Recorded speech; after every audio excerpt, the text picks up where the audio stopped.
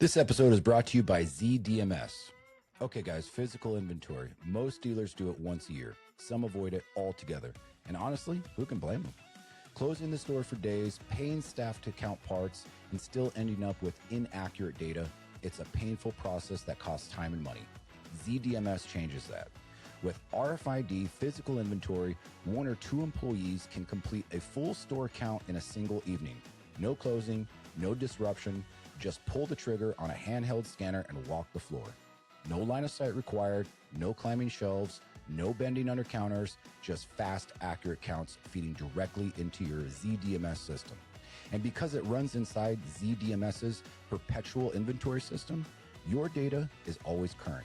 That means better analytics, less obsolescence, and fewer lost sales. This is the technology Powersports dealers needed, and ZDMS is the only DMS in the industry to build it. Talk to your ZDMS rep today, or to learn more, visit zdms.com/fixit. Hey, welcome back, everybody. I've got Mike Murray from NPA back with me. We did our first market update together in January, and we're going to kind of make this a regular thing here. So, Mike, welcome back. Thank you. Good to be on. Good to talk about what the market's doing, and hopefully give everybody listening a little more insight, not only to what we've been seeing, but what we're going to see over the next 30, 60, maybe 90 days to plan inventory valuations accordingly. I love it. Information is key here. So anybody that who may have missed our inaugural first episode there, last time we talked about the December data, it was showing us that we had found the floor. Wholesale prices had, kind of bottomed out. The spring thaw was just hitting. February's report tells us kind of a completely different story here. The market is moving, man. So, Mike, before we even kind of get into it, let's just kind of talk about the headline that's on the latest report. It says that February 2026 continued the strengthening trend that started late in Q4 and accelerated through January. Dealer sentiment is described as optimistic, and most retailers are saying that the market feels much better than it did a year ago. So, Mike, how much of that is a seasonal confidence, and how much is just like something structural changing in the market? Yes and yes. So the seasonal confidence is there. The seasonality is something we really see every year, and we are right on our seasonal trajectory. When we build out our forecast of what we expect to see coming in from dealers and what we expect values to be at, this year has been pretty accurate to what we forecast. And so that seasonality is probably the number one driving factor. We have crazy macroeconomic concerns, right? If you've turned on the news in the last 30, 40, 50 days, whatever, right? There's all kinds of craziness going on there. We might be seeing some upside to maybe the gas crisis, or the feeling that gas is so expensive, which is, in the big picture, a good thing for our industry. But this time of year, low average price, low displacement bikes tend to do really, really well anyway. So there might be a compounding factor in that. And also the dealer confidence, to your other point. I'm hearing good things from dealers. Dealers feel like, we are really finally adjusting. COVID is a faint memory. We understand that more than ever, that just is what it is and we can't repeat it. But now we're back to some solid business practices. We are having the right pre-owned inventory. Our OE levels are getting better. Some brands dealers feel are very good to where their balance of new inventory should be. A couple of the brands might still be a little heavy there, but that stuff is all getting to a better balance point as well, which I think is just creating a good environment for our dealers right now. Love it. And just a quick side note, when you are talking about the dealer sentiment being optimistic, how do you go about finding that answer? Is it a polling that you guys do? I'm a little more raw than that. I get to go out and spend time in the dealerships, and I'm talking with several groups, right? Some dealership groups that have multiple stores within it, to find out, hey, what are you guys seeing? What are you doing? Also, here at NPA, we have weekly calls with our territory sales managers, right? So that's 14 guys that are doing 40 plus visits a month. So our polling comes back pretty quickly from our team. Hey, what have you been seeing? What are dealers talking about? What are they worried about? What is that feeling? And our team is pretty well experienced. And so we dig into some pretty, specific points about, how are you guys feeling? What's your inventory levels like? What are your pain points, to make sure we're always understanding where the opportunities lie. And that's really where that data point comes from, is directly from the interactions that we have with the dealers out in their stores. For sure. Okay. I was just curious about it. Yeah. You guys are keeping your finger on the pulse, talking to these dealers all the time. Okay, cool. Yeah. All right. Let's talk about the stabilization to expansion. So the report kind of went over a specific phrase that I want to unpack a little bit. It says that February may represent the point where the market transitions from stabilization into expansion. That's a pretty big statement that I'm looking at here. What would you need to see in March and April to confirm that what we're actually in expansion and not just a seasonal bump here? Ooh, boy, that's a great question. So that's kind of one of those things when we know it, when we see it, we'll know it. But I would say that we continue to see the balance of new and used shift. Some of the dealers I've been talking to are easily sitting at 3 used to 1 new retail sales. And I think that's a good indicator of that expansion. When we see more and more dealers get away from that 1-to-1 ideal and they get more to 2 used to 1 new, or 3 used to 1 new, or even some of them are doing 4 used to 1 new, and understanding that that's not a disappreciation of the new product, or even a lack of focus on the new product. It's a realization of the opportunity in pre-owned, and that's really kind of that mentality shift that the industry has been, I'm going to say, slowly been adopting. I've been doing this almost 19 years, and seeing from dealers, why would I ever want to sell a used bike? I got all the new ones I could possibly sell. To realize that the business opportunity is different. It's a different customer. It's a different clientele. It's a different opportunity. It's a different door swing, and it could be walked into a new, or a new could be walked into a used. It just creates that extra opportunity if you are going to be in that space and have the appropriate amount of inventory to offer a customer. So that expansion with dealers seeing that opportunity and acting on it is what the indicator is. I would say we're looking at and hoping for, honestly. Yeah. No, for sure. Do you think that this is like a real correction, or are dealers just selling through what they have until the next wave hits? Yeah. So I would say it's. I don't know that I would call it a correction. I would classify it as another growth of the industry, Okay. another maturation of our dealer body, where we're seeing opportunities to grow the power sports business at the store level by being involved in pre-owned.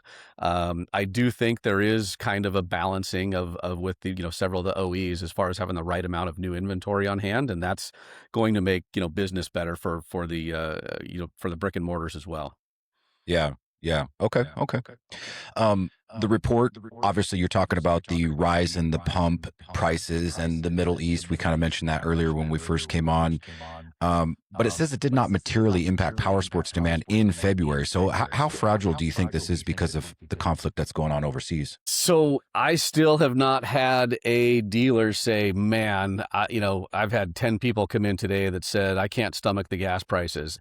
And that was a thing. 13, 14 years ago, whatever it was, when we had a little bit of a gas crunch, we did see that was a common tagline, and there was advertising and everything else. Hey, save money, buy a motorcycle, 50 miles a gallon, 60 miles a gallon. So I don't know that I still agree with that statement that, it didn't materially change anything in February. I don't know that it did in March, and I don't know that it will in April. I think there's a different climate that we've adjusted to, that there's a lot of noise and a lot of things go up and a lot of things go down. And so I just think back then, whatever it was 14, 15 years ago, I think that was a shock to our system because we really hadn't seen anything like that since the 80s. And I think the way the world has shifted and the immediacy of all these crazy news stories and what's happening, I think a lot of us, we drowned it out. And I think people just want to ride. And so I think, is it an extra excuse to go buy a motorcycle? Absolutely. Use it, whatever you need. Love that. But is it a driver? I got a hard time thinking it's a significant driver right now. Okay. Well, let's kind of get into the nuts and bolts here. I always love your percentages up or down. You're looking at the average prior 3 months. You're looking at February 26 versus February 25. So let's start with domestic cruisers. They are up 6% versus the prior 90 days and 3% over year. Last episode, you said Harley dealers had more optimism in the last 60 days. Is the wholesale pricing strength in domestic cruisers demand driven, or is it supply driven, do you think? I think there's a good demand there. I think the demand is really driving that. I think that people still want those bikes. And I think as they get their new product sorted out, I think that's going to be a really good thing for the industry. I think it's going to be really good for door swings. There is definitely demand for price point used Harleys. And so I think the better offering a dealer can have, if you're in that space, the more door swings you're going to get, because the demand is out there. We've been watching wholesale prices here recently, and they're up. They're always up, and we probably are at one of the higher plateaus of the year for the March, April, May pricing for clean, under 20,000 mile Harleys.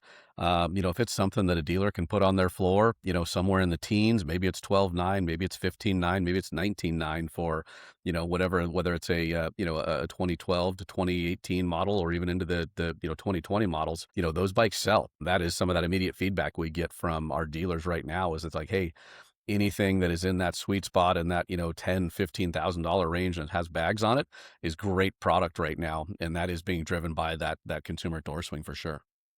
And do you think that's because it's just a cheaper unit to acquire, or is this a demand-driven thing because they're retailing so much at the store level right now? Yes and yes. I think there's a price point that makes sense to where people feel they can afford that payment, or more people can qualify for that payment. So I think there's kind of a dual role there that the dealers need that opportunity to put somebody on a get-me-done deal. And I also think a savvy consumer realizes, hey, look, I don't really want an $800 a month payment, but maybe I could swing $400 a month. And that's going to limit, what their opportunities are. And if a dealer doesn't have that opportunity to put them on a bike, then they're going somewhere else or not buying at all. Yep. Yeah. Makes total sense. All right, let's talk about metric cruisers. This is kind of the outlier with this report here. They are actually down 1% versus the last 90 days and 9% year over year. Every other segment seems to be showing strength. What is happening here with the metric cruisers? Supply problem, demand problem, or is the metric cruiser just not is it not just a bike that people want? Yeah, and I'm looking at their price to book performance year over year, and I'm looking at some of their average sale prices here on my screen and some things we've seen. I think we saw really elevated pricing on them, and I think that this is more of a correction than a downturn, right? So I think that they had been elevated, and we're seeing the same thing a little bit on the sports side. We're seeing more of a correction than a downturn. Some of these things had been elevated more so. And when I look at what the price to book, using book is kind of a nominal indicator of what things are doing. From January through our first sale in April, the pricing is really stable on metric cruisers. It's down from prior quarters, prior years, but it's fairly stable. It's not bouncing around too much, which is a good thing. Love that. And when you say price to book, what's specific? Is it JD Power retail? And a clean trade. So clean. Yeah, if we dump in all the clean trade values versus our clean values, and this is cleaner bikes, this is our higher CR scores, 12 years or newer, under 20,000 miles. So if I look at what should be a theoretical clean book bike and compare that to what book NADA JD Power says a clean book bike is, when we look at that specific metric and that specific context, I see that they're a little more stable compared to just taking the mass average. Yeah. Okay. You touched and part of that is product mix, and that's the other thing that's really interesting. We don't control our product mix. Sometimes we get a load of bikes in that are really clean and do really well, and sometimes we just go like, man, I guess all of the repos and trade-ins were just absolute junk, and so might see a lower average CR. So when I dive into this and try to weed out some of the rougher stuff and try to get more apples to apples, we get a little more clarity. It's hard to do in some of those articles we put out because we'd have 100 charts and 10,000 words explaining it, but we do look at it at that level as well. Well, let's just get an anecdote from you here. I mean, domestic cruiser, we're obviously talking about Harley-Davidson, maybe including Indian in that, but metric cruiser, I mean, you could have 10 different brands in there. Are you seeing one brand emerge a little bit more than the others? Not on the metric side, no. I mean, on the domestic side, I mean, Harley does outpace Indian. Harley does still have a higher residual value than Indian. Indian continues to incrementally, come on. Some months their values against NADA JD Power book or some of the other values are almost the same as Harley. But Harley still has that universal, everybody knows it, every credit union knows it, everybody is willing to ride one, all those types of things. But, Indian is still, coming on little by little every year we see. Okay. Sport bikes, you touched on that. They're up 9% in 90 days. You were just talking about it here, but even on the last episode, you talked about the wholesale pricing being a little bit of a correction. It was appropriate. Now they're back up 9% versus the prior 90 days. Was that a correction a little faster than you guys expected? No, because we never expect, right? I mean, it's we'll theorize, but until we see what the quality of the product is and what comes in, that really drives it. And and the volume of sport bikes, right? So we define sport bikes as anything that's full fairing, your CBRs, your R6s, your Yeah. ZX6s, those types of things. And there's so many other bikes that are naked bikes that don't quite fit in there, or standards or anything else. But that product, because it's become a shrinking segment, right? You don't have to look very far to see that there's just not as many of those out on the road as there were one day. Yeah. Again, they can be a little more sensitive to the cleanliness, and I can tell you, like, when we see the April numbers, I expect them to be up, and in fact, I could see they're even up from March a little bit. But I know in San Diego last week we had a ton of really, really nice sport bikes, and people paid up for them, and that was just the case. Also, getting some more feedback from my local dealers. Um, Sport bikes sell, and I think they sell quicker than a lot of dealers realize sometimes. And guys are, customers are coming up with $3, $4, $5,000 down payments to get them done. Yeah. Even if they are quote unquote priced over book, the value is not representative. JD Power does not represent the true retail value. You and your customer do. Yep. And that makes it a little hard with financing, but I've been getting some feedback that guys are being priced quote unquote over retail book, but that's irrelevant. That's not the market value. The market value is frequently much higher than that. Yeah, yeah, you're so right. As far as the velocity, the speed of sale for a lot of these sport bikes, we see the same stuff with our Moto Hunt data when we look at the average age of a unit sitting at a dealership across the brands, and so they Yeah. move quick. They always move quick, even in the off season. But let me ask you this: for the dealers that are looking to buy sport bikes right now, do you think that we're at the ceiling for the spring run, or is there still room that these prices could increase? So on an average, I think the true average is going to be very similar through May, June. Okay. That's the easy answer. The hard answer is, so if a dealer's like, hey, that's great because I need to buy some ZX6s and I need to buy some R6s or some CBRs and I want really clean Right. ones. Well, you're going to fight for them. There's going to be competition. The bikes that have under 10,000 miles, tires are good. There's not a lot of damage. Maybe they just need to have an oil change and an inspection. Everybody wants that bike to minimize what you got to spend in your service department. Nobody wants it to get hung up in the service department for a week or two, or collect $1,000 or $1,500 bill in recon. So that's the biggest price dependency, is what that quality of that bike is at the time you're bidding it. The higher quality, the nicer, the lower the miles. This is on that higher plateau of the market for sure. And it will come down in July, August, September, because that is when that market kind of dies off. The race is, or the question is, do you have a customer that will walk into your store and give you good money for that bike in the next 30, 60, maybe 90 days? In which case you should buy it and turn it. Yep. Yep. I love it. Yeah. Sport bikes continue to show strength. So, all right. Something that's not showing strength right now is dual sport. So, dual sport, according to your report, is flat, but they are up 4% year over year, 25 to 26. And this category we kind of touched on a little bit last time, but it continues to grow on the retail side. These manufacturers, they keep releasing new adventure bikes or new sized engine, adventure bike styles.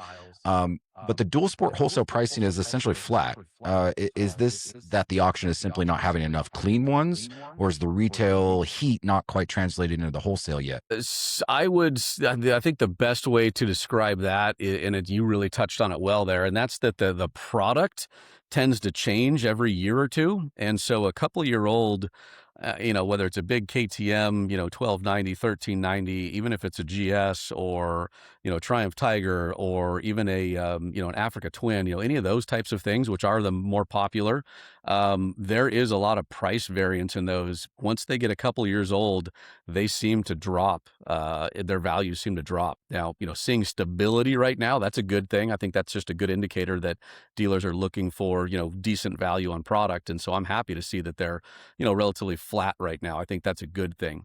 But that is another one that in the off season, and with miles on them, their values do drop pretty quickly. They could be a great bike. They could be well maintained. They could be good for another 30, 40, 50,000 miles.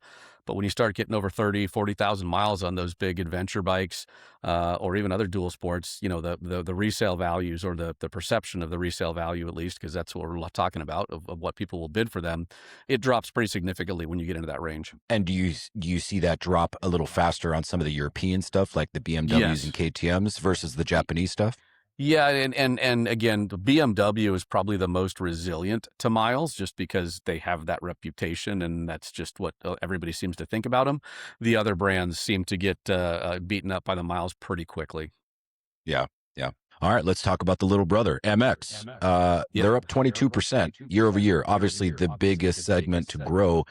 Uh, According to the last report and this report here, last time you told us that the MX pricing is heavily influenced by the condition and the volume and that Yep. smaller pool at the auction. Do you think that this 22% increase is real demand growth, or is it just the cleaner product coming through? I think the seasonality, I think, is the biggest driver right now. I think that there's a push for having bikes on the floor that dealers can sell this time of year, and I think that is one of the bigger drivers. The overall quality, I just actually pulled up a quick report here to look at some things, and the cleaner stuff, yes, has continued to move up nicely. When I dial it back and I look at everything, it's a little flatter. So it is getting pulled up by the fact there's been some nicer units in the auction, which is great. But again, that's also compounded with, this is the time of year where these things tend to take off. The majority of the majority of the country that can actually use these things kind of anytime they want, anywhere they want, are coming out of winter and into springtime season, which is the time for them to jump on these bikes and go rip through the hills, rip through the woods, all those types of things. So it tracks with prior years to a degree there. Okay. Let's talk about this with the non-wholesale piece of it, and let's just talk about the dealer when they're faced with a clean dirt bike trade, knowing that your data shows average wholesale pricing is up 22%, the largest segment by far. Should they be taking in more of these? Should they be more aggressive? Should they be conservative when it comes to the actual MX bike at the dealer and a customer wants to trade it in? So that's a great question, because that 22% can be a misleading number, because they got pretty beat up in the winter. In the winter, their values were very, very low. So them being up 22% actually probably puts them somewhere in the realm of a wholesale NADA value or JD Power value, if you're looking at that. And, the number one thing always, right, self-serving to a degree, but the truth of it is, being able to reference our value guide and be able to go, hey, what are they really doing right now? If I look at the year over year average sale price, and if I look at 24, 25, 26 average sale price of MX bikes, just everything, the true average of all conditions, up to 10 years old. Yeah, we're seeing, a higher price to book, but that higher price to book is in that, we're kind of at the 83, 84% price to book. A year ago, or even last month, or a year ago this time, let's go that one real quick. A year ago, they were closer to 81%, and even in February, they were down as, below 70s, 75. So we've seen some stability this year again, which is good, but that percentage change can be misleading. They're not bringing 122% of clean book, or rough book for that matter. They are going to be more in that 85, maybe 90% of clean trade NADA value if it's a nice bike at the right time of the year. And a couple of months from now, could be an entirely different story. Yeah. That's interesting. So let's just kind of use some round numbers here. If book says that the bike is worth $10,000, you're saying $8,500 to $9,000 is what dealers are paying for these things at the wholesale auction. If you're looking at that type of bike, absolutely. And I would cut that in half, because there's not too many motocross bikes that have a $10,000 book on the side, on the pre-owned side. I think a lot of them are more for easy numbers, maybe the 5,000 range, and those $5,000 range bikes, they're probably bringing around four, maybe a little more. And they should be, when it comes to ACVing that bike should be ACV'd, in the $3,500 range, maybe four if you got to stretch, just to make sure you're in it right, and a little bit of recon might make it worth more. But yeah, that's that kind of 80-ish, maybe 85% range on MX is an accurate estimation right now for clean MX bikes. You get one that's a little beat up, cracked plastics. You get one that's got a torn seat. The paint on the frame by the pegs is worn through. Now you're talking about that 70-75% of book maybe. That's so crazy. Yeah. I mean, just personally knowing about the market and my experience and history in it, the MX having this big of a jump, and what you just said is Yeah. that's the craziest part of this report to me. Yeah. Side by sides, right? Everybody's favorite. Side by sides are up 4% versus the prior 90 days, but they're still down 5% over last year. Again, just to reference last episode, you said the side by side used market is underdeveloped and that there is a real opportunity here. What do you think changed from January to February that pushed that up 4% improvement? I think part of it's the inventory level mix. I think there's a good number of dealers that have sold through or right sized their new supply, and part of it is holding cost, part of it is space. Side by sides are huge, and Yeah. so a lot of dealers were packed to the gills with created new units.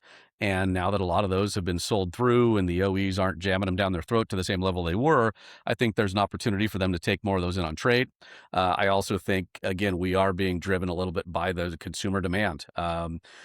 Coming out of the winter season, again, people looking at like, hey, you know what? It's getting warm enough to where I can jump on the side by side just like I could the motobike, and go rip through the hills, rip through the woods, hit whatever it is for the part of the country that's coming out of the winter. I think that drives that as well, more so than anything else. And I think it's also a good sign of consumer confidence, right? Our dealers that participate with NPA are pretty savvy. They know what they need. They know their markets. They know what's selling. And most of the time they're replacing units that already sold. So I think it's a good economic indicator. And I think it's just a good sign that people are buying this stuff. And to that earlier point, or to restate it, the fact that is still a developing section of our industry, the pre-owned side-by-side market, it's a good thing. And I know dealers, man, there's a lot of things to go wrong with those. There's a lot of parts on those things that don't hold up. You can easily rack up $1,000, $1,500 bill in service on those.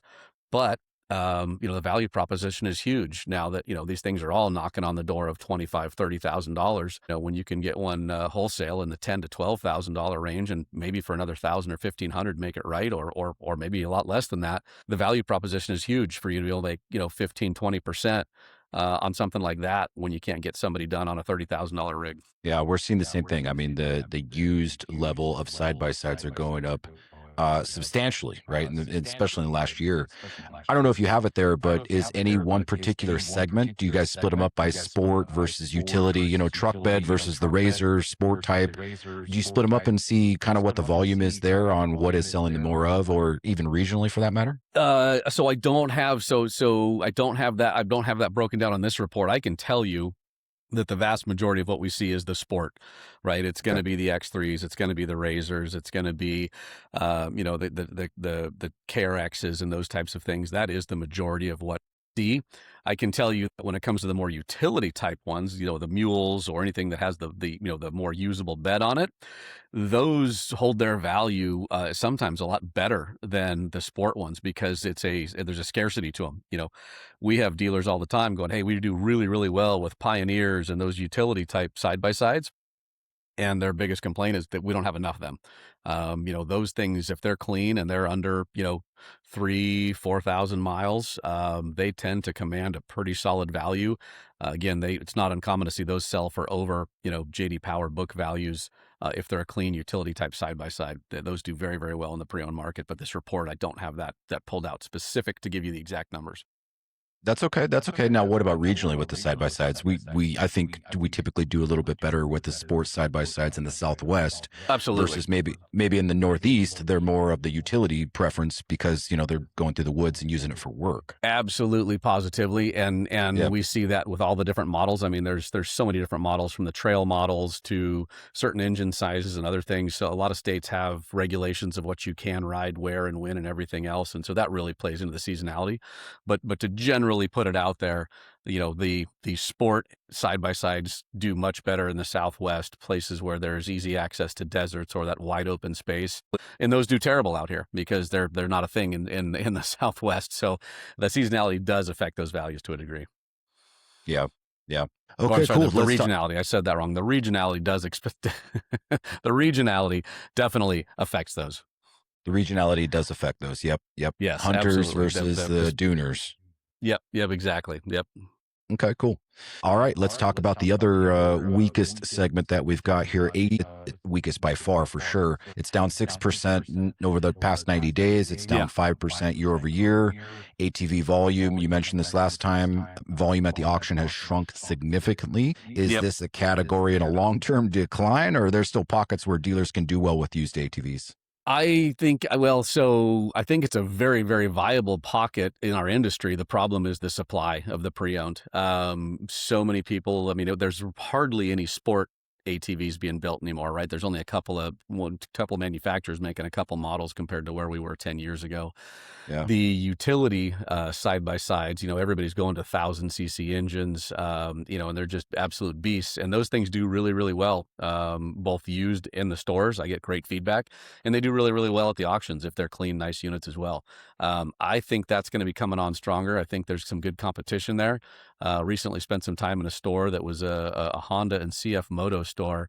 And, looking at those two brands side by side, it's pretty impressive how well CF is putting their product together and what they're offering at a price point and things like that. So I think with a brand like that coming on the scene, I think we're going to have an opportunity, we're going to have an opportunity to see more of those types of things in the market and continue to grow the segment, because they're more approachable perhaps, or more accessible size wise, cost wise than a side by side, and they also could be a pathway to entry. Somebody might start out on a $8, $9, $10,000 super cool utility ATV and realize, hey, we want to step up and get a side by side and trade that in, and I think that's an awesome succession path for a customer.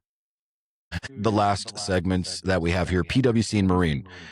Surprise story. PWC is up 23%, 9% year over year. Marine is up 24% over the last 90 days, 16% year over year.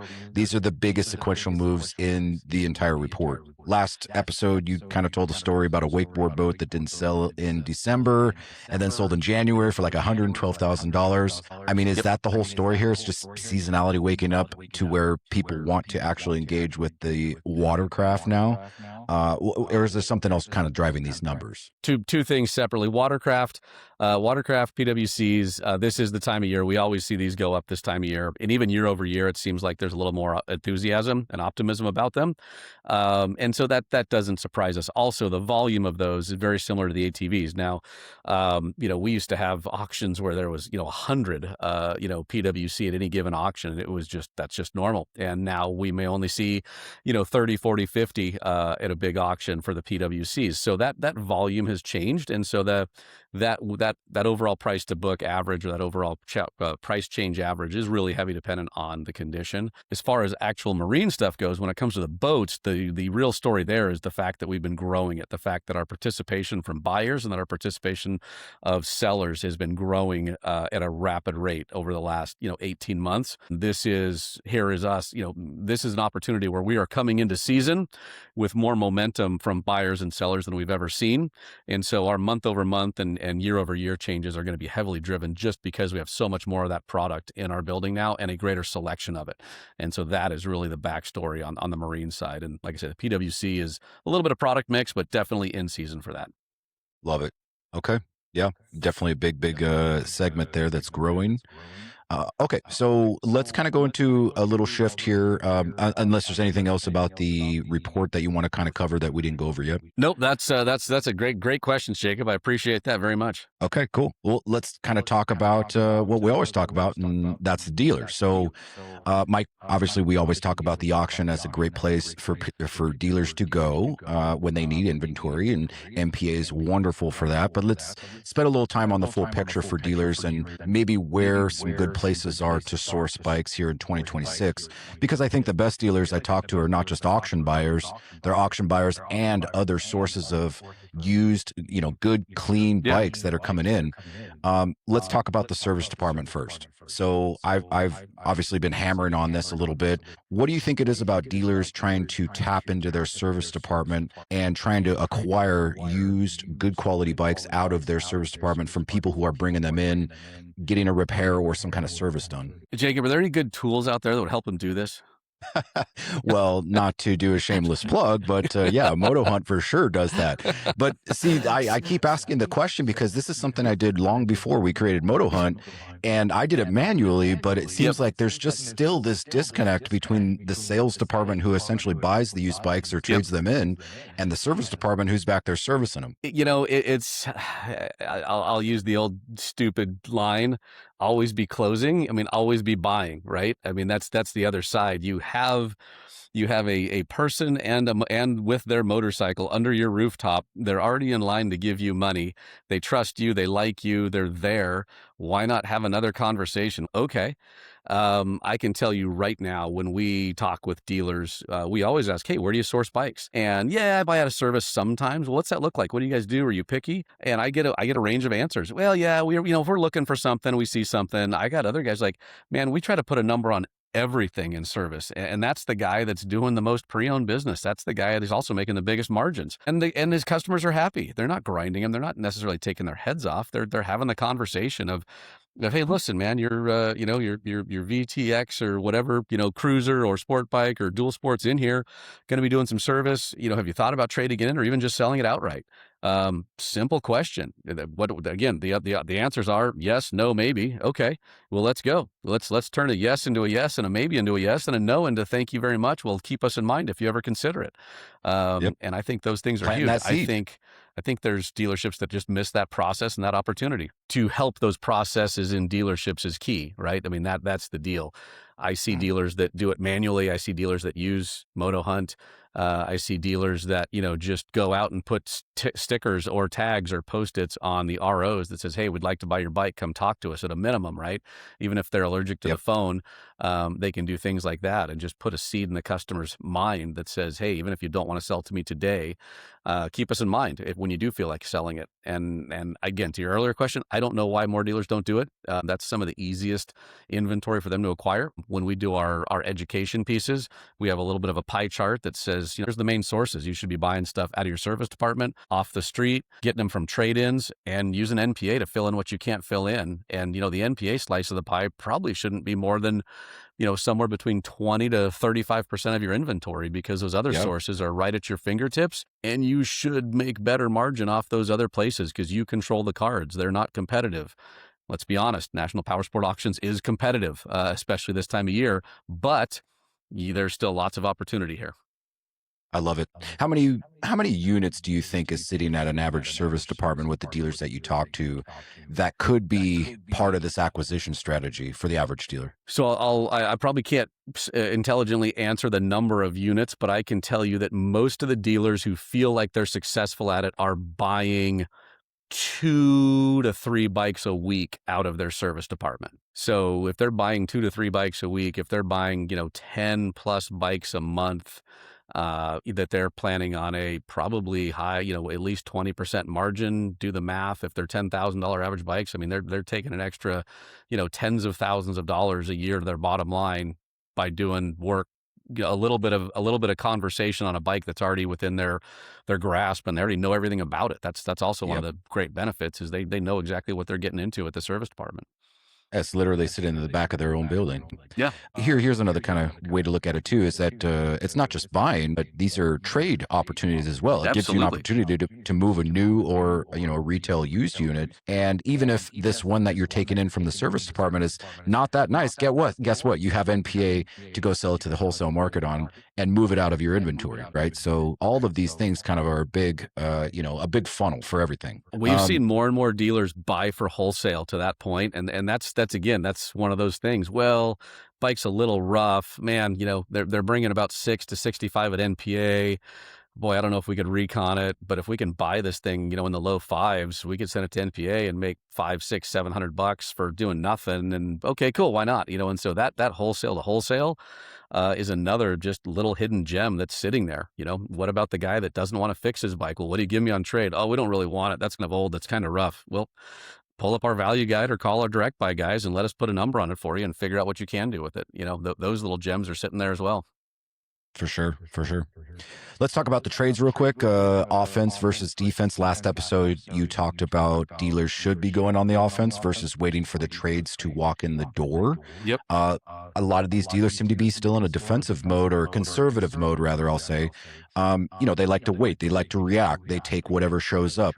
What does an offensive trade acquisition strategy actually look like day to day in the average dealership that you talk to? So I'll challenge this to every single dealer that's listening. If you pull into your dealership today, tomorrow, whenever, and you drive down the street, how far into your dealership or how close to your building or who do I have to talk to know that you are even interested in trades? I am just blown away by the number of dealerships today, this last month of being on the road, that do not have clean professional signage that says, we are interested in your trade, we buy trades, we buy bikes, trade in any make, any model, anything about that. I guarantee you that I'm going to say 50% of the stores I'm in have no signage, no nothing that would generate that conversation. The best stores, you know what? Guess what? Every Tuesday and Friday, the whole team wears T-shirts that says, XYZ Motorsports. We want to buy your trade, right? I mean, you want to be aggressive. Make sure you know what you want to do. Lean into it. Teach your staff. Teach your customers. Hey, we buy bikes. That's the offense. That's where you go. You make it known that that's what you do, rather than waiting for someone to go, hey, would you take in an old Goldwing? Yeah, of course we would. Oh, I wasn't sure. Oh, okay, that's cool. You guys take in trades? Like, if your customer ever asks one of your sales guys that question, I'm going to be rude, but you failed, right? If you have a customer that asks if you take motorcycles on trade, you failed. There's Yep. no reason, that should have been right up there with the greet. Hey, how you doing, sir? What are you looking for today? What are you currently riding? Is it something you'd like to trade in? I mean, be right there. Let's not be afraid of that conversation. And even for the digital customer, I'll add putting something on your website that is banner space. We take trades. You have it as a little button, get your trade in today, whatever it is, right? That digital space is going to get a whole hell of a lot more traffic than your showroom would be, with the customer walking in, asking, do you take trades, and maybe having a signage there, right? Yep. For sure. Okay. Is And just that because part you of touched your contact sheet? it is for sure. Yeah. Yeah. We have that. Private party and street sourcing, like online sourcing, this is probably something that a lot of people are getting into. Kind of walk us through a little bit of that private party acquisition play. A customer who didn't come in, they didn't ask, they've just got their bike listed on Facebook Marketplace or Craigslist or somewhere else. How could dealers be actively buying off of these platforms with building kind of a little process around it? So to me, what are your guys doing when they're not closing deals? Are they holding up bikes, or are they actually going to find deals? Are they spiffed? Are any of you dealers reward your sales staff for bringing in a bike to buy, right? So it's going to start with what's their motivation. If there's some motivation tied to it, then that's awesome. Then it's up to them to start making those phone calls and bring in deals to a sales manager that says, hey, this guy's got this 2018 ZX6, and I'm just going to go wild on values here. Hey, he's looking for 6,500. What do we do here? And hopefully a sales manager can pull up value guide, whether it's in Moto Hunt or right on NPA's site. And hey, let's figure out a value range here. Why don't you tell them, hey, we could be interested in this bike, around $5,000, and if that's close, let's have them bring it in and work the deal from there. Yeah, and from then it's just closing the All deal. right, so right? Let's do the walk around. Let's do a walk around. Yep. Yeah, for sure. Is there a quick inspection we can do on it? Any service history? Have they been there before? For sure.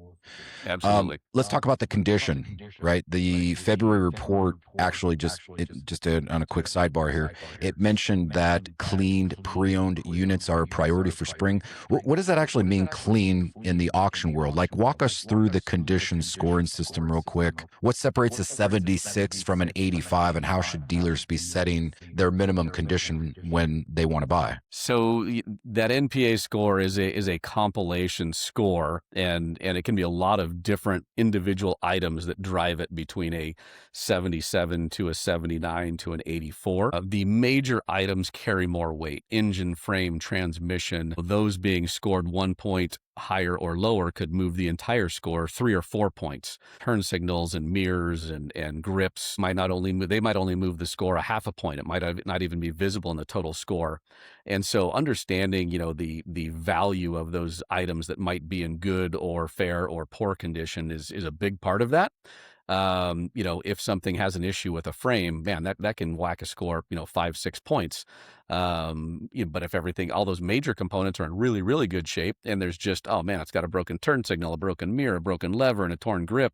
Well, you kind of see those things, but it's not really a big deal compared to something that could have an engine noise or, a clutch problem or something like that. And so, to walk you through that score point by point would be really difficult to do just because of the variables involved. The key takeaway I would say when you're considering that scoring thing is you can never buy based on just the overall score. You really have to understand how did it get there. And we also break that down into a cosmetic and a mechanical side now.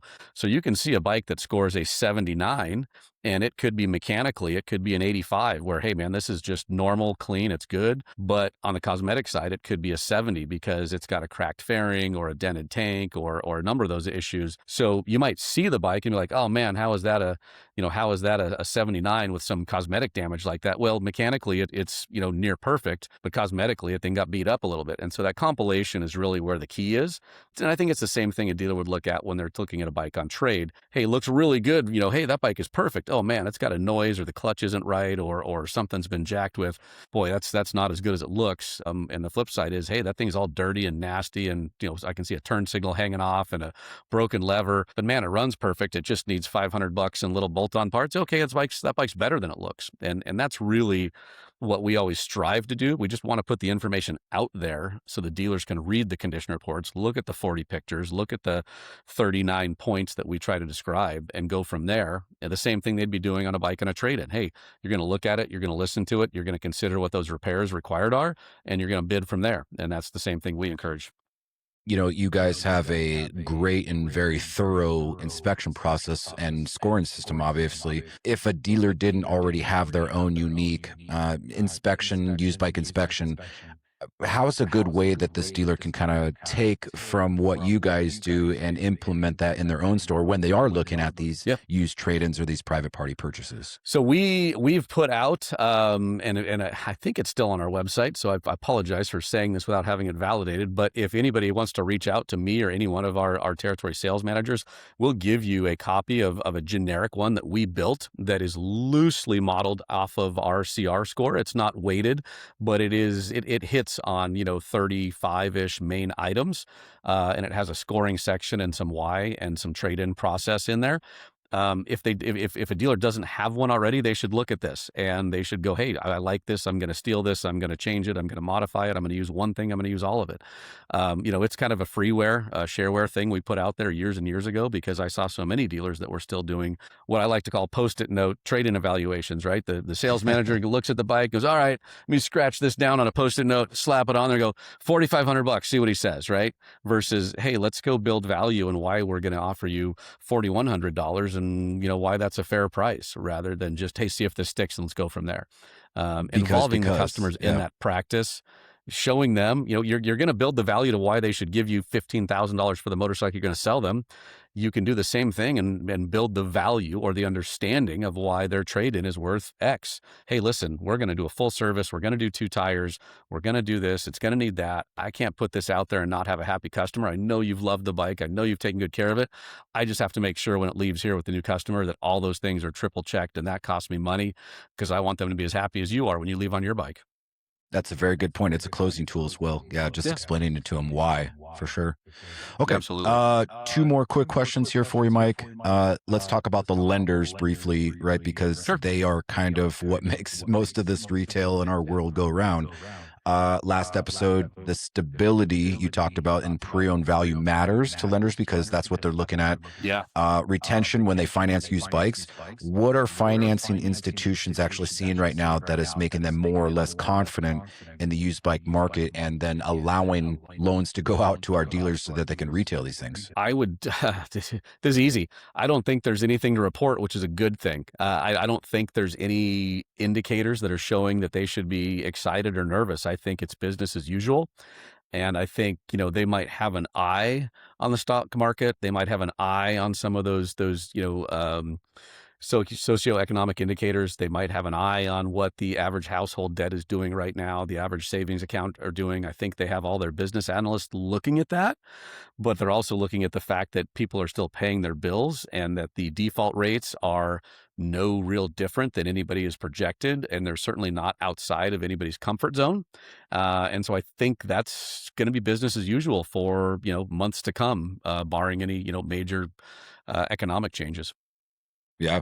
Okay. Last question for you here, 30 to 60 day outlook, right? So we are talking about the February report. By the time of this recording, we're already into the first week of April. So March, I think, was pretty good on the retail side. At least that's what our team is hearing. I hope yours is as well. Yep. But I mean, Mike, when it comes down to it, you've been doing this long enough to know when the data is telling the truth and when it's just like a seasonal pattern. Based upon what you're seeing today, right now in the auction, real time, what's your honest to 30 to 60 day call on the market? Clean motorcycles are going to hang in there through end of May, possibly into June, depending on, what's happening in the world. So, the reason that's important to everybody listening to this is because you're going to be looking at retail sales. You're going to be looking at days of supply on hand and going, hey, we're going into July and August, which are still going to be some pretty good retail months. Where's my comfort zone? And understanding, hey, do you have enough inventory and the right inventory? And even more important than that, I think, is what inventory that is already hitting 100 days. If you have 100-day inventory at the end of May into June, or 150 or higher, but let's use 100-day, maybe 120-day. If you have 120-day inventory, you need to start making a plan for that, because the plan to try to off that at the end of the peak of the season is never good. And you're also getting yourself further and further away from the true wholesale values.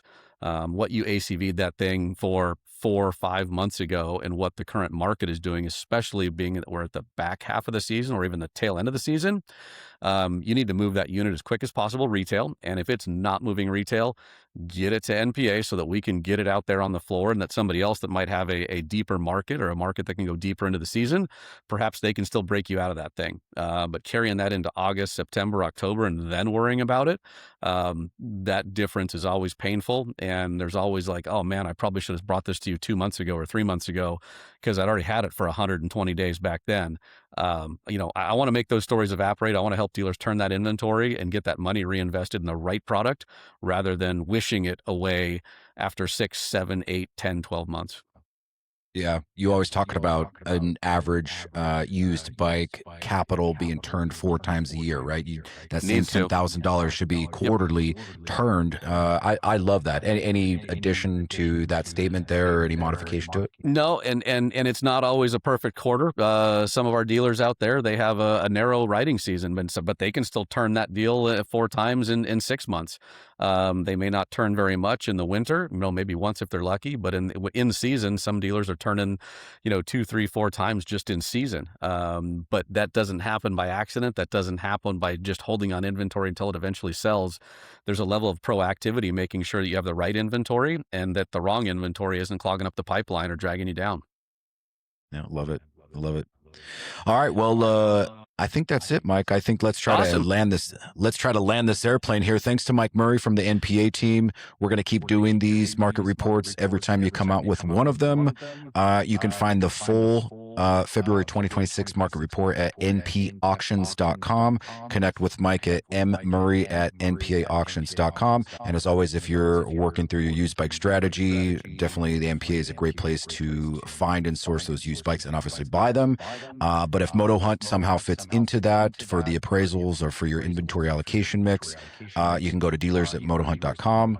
And Mike, anything else to add to that? Thank you. Good luck. Reach out to anybody at NPA if we can answer any questions or dive into this for any dealers listening. Thank you all. All right. Well, on that note, we'll say bye, everybody. See you later.